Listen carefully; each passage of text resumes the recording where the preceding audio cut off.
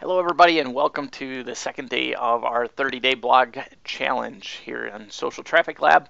And today I wanted to share with you a plugin that we're using to manage our editorial calendar. And we've talked about using an editorial calendar in the past for your marketing calendar, as far as the marketing campaigns that you're doing on Facebook or AdWords or on your site, or coupons that you're running if you're working with an offline business. Laying it out on a calendar actually gives you kind of a checklist or a calendar of things to do, and so you know exactly when those things are happening. And so there's actually a plugin for WordPress that helps you do that as well.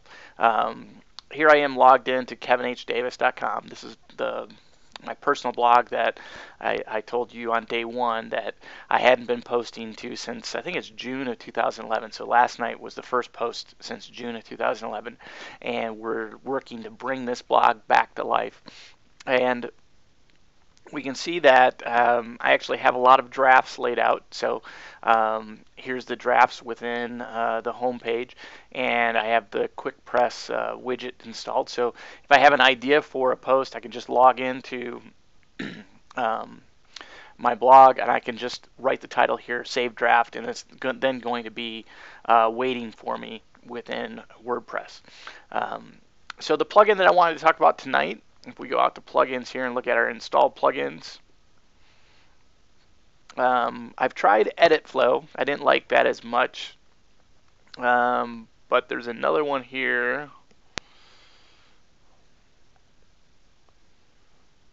WordPress Editorial Calendar. So WordPress Editorial Calendar is what we're using to manage our editorial calendar within the blog. This one is from Colin Vernon, Justin Evans, Joachim Kudish, Mary Voigt, and Zach Grossbert. So it's an editorial calendar. It makes it easy to see all your posts and drag and drop them to manage your blog. So what happens is underneath posts, we actually get a new menu entry for calendar.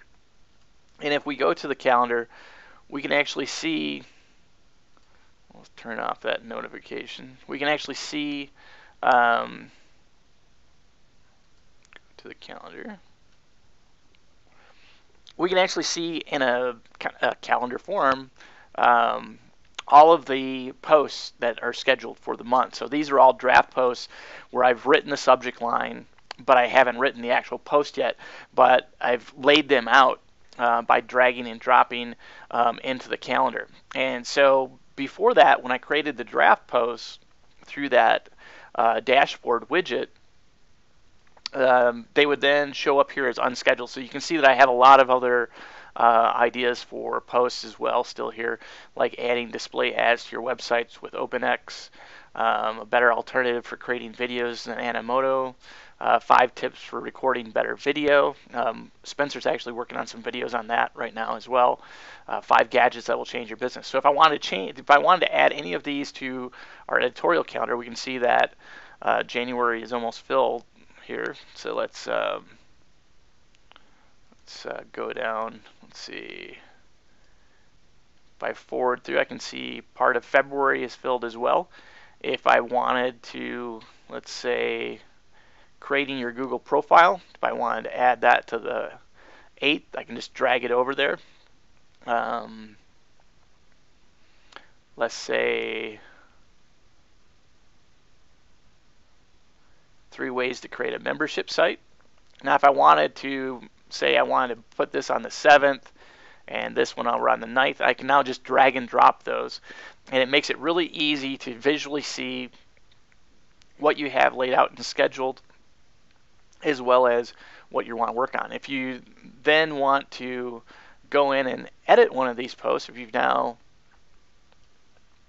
got the idea and are ready to edit, let's say if we go to today and I wanted to edit this post for 3 key skills for new economy, I just do a edit, and it's actually going to bring me over to the post editor, the full post editor.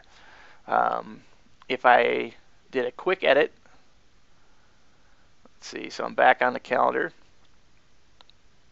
If I wanted to do a quick edit, it'll just bring it up with a pop-up editor as well. So it's very easy to stay in your calendar, write the draft post. So if you could still write the content in here, you just wouldn't have the formatting that you have within the full post editor. And then, so if you get ideas or you want to outline the post first, you could do it in this interface, and then eventually go over and work over in the full post editor as well. If you decide that you don't want to do something, then you can delete it as well. Or if you want to just view it, this is it'll bring up the post like a preview. And so this is the editorial calendar. This is a great way to lay out your editorial calendar within WordPress. It's going to make you a lot more productive. It's going to be a lot easier for you to get into WordPress and then actually not have writer's block and not know what you're going to write about if you just start putting your ideas in and save them as a draft and then posting them to the blog and laying them out in your schedule. So hope you like this, and I hope it helps you with writing your blog. As you can see, I have a lot of different ideas for posts out here for the next 30 days. I think we got it covered in our schedule, and we shouldn't have any problem keeping up with the daily posts that we're going to do during this 30-day challenge, and hopefully into the future as well. So hopefully you're joining us. Hopefully you're starting the blog yourself and installing some of the plugins that I'm recommending during this training. And if you are, we'd love to see some of the posts that you're doing as well. Thanks a lot.